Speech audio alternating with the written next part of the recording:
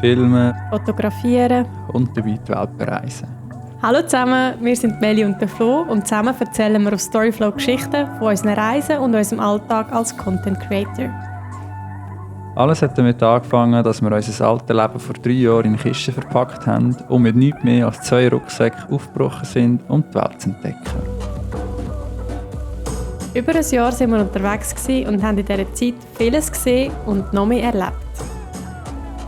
Wir sind in Nepal tracken, sind in Vietnam mit dem Roller bis an die chinesische Grenze gefahren und haben im Outback unsere ersten Erfahrungen als Content Creator für eine australische Camper-Rental-Firma gemacht.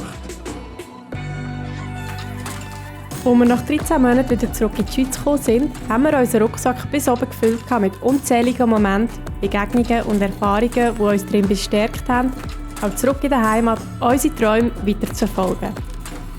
Träume von weiteren einmaligen Reisen, davon vom Filmen und Fotografieren können zu leben und der Traum, dass wir unser eigener Boss sein können. Kurz von einem Leben, wo wir unsere Geschichte selber schreiben.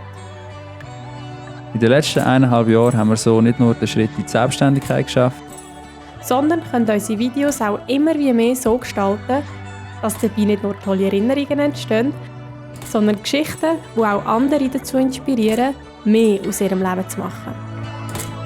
Storyflow. Und für was schlägt dein Herz?